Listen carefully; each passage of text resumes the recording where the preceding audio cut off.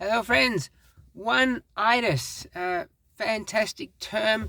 I wish I knew this a decade ago. I wish I knew this 30 years ago. Fantastic word.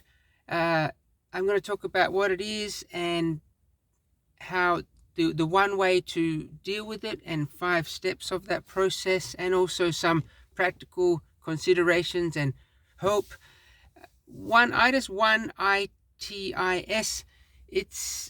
It's a bad thing. It's when your partnership with someone, it's got more negatives than positives. You're obsessing about a single person, to the point where the positives are small and the negatives are large. It can happen before a relationship. That's quite a common time. You might be in love with a celebrity or stalking a celebrity. That's a problem. That could be illegal. It could be during a partnership. Your marriage, it might be more pain than benefit. Your romantic partnership should be all benefit. Not negatives.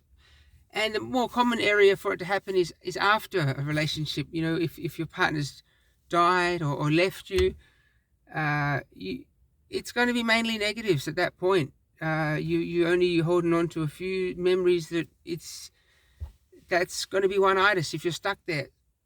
As soon as you recognize it, and it's not hard to recognize it, you've got to do something about it. And only one thing to do is to distance yourself from the one. How to do that? First of all, is communications. These have got to stop or be limited to the bare minimum. Stop checking your phone. Stop looking in your phone, waiting for that message. Stop it. Two, it's all number two. It's all about you now. You've got the freedom to do what you want. Do what you want. Do what you want. Don't consider what you're doing is going to affect them. Just do what you want. That's number two. Three, this is the geographical space. This is quite important. Some people, when they're affected by one-itis, they'll try to put themselves somewhere geographically so they might bump into the person or see the person. Or don't do that. Stop it. Remove yourself from those accidental bump intos. That could be criminal. If you're hanging out somewhere waiting to meet someone when they don't particularly want to see you. The fourth one, and in Thai boxing we call the fourth round the championship round, and this is the real big one here. When you're thinking about that relationship and talking about that relationship, which is now essentially a past thing, narrate it from the point of view of a fly who saw two people. Don't tell the story from the driver's seat. Don't get caught up into fault, hurt, this, that. Just give the timeline as a fly on the wall would give it. There was a girl, there was a guy, that kind of thing. Number 5 is, get help straight away. I'm not talking about seeing a counselor, but I'm talking about, if you're over 30, you would have built up all these great relationships, fantastic people, friends and family, and there's all these dormant relationships, people just waiting to hear from you. So those are the ones you want to tap into and say, hey, how's it going? Long time no see.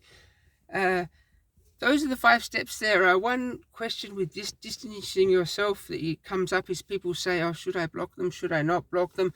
I think practically it's better not to block. You don't know if there might be an emergency situation.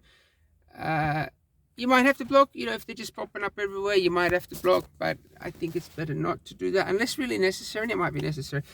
The other one is some other advice sites, they say, give it 10 weeks and then get in touch with them, or, work on yourself and then try to get back together. I think forget that. The chances of you getting back with that person, are in a healthy way, are statistically tiny.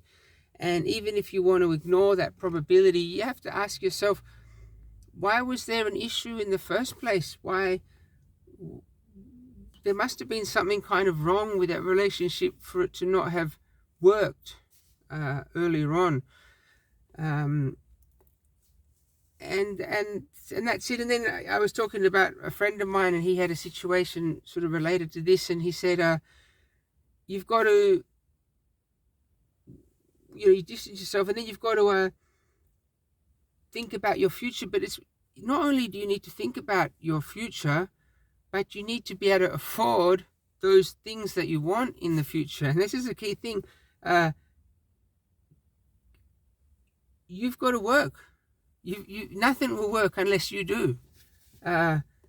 You've got to get to work if you want a positive future. And yeah, that goes for all of us. So One-itis, look it up, check it out.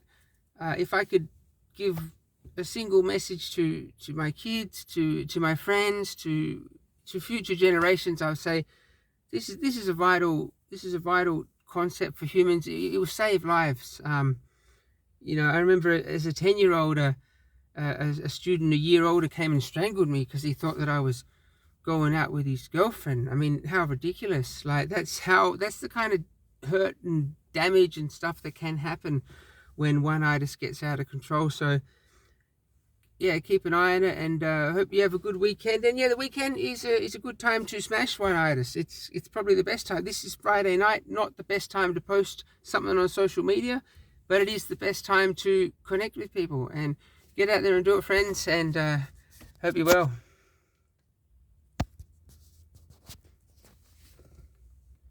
Craig Park.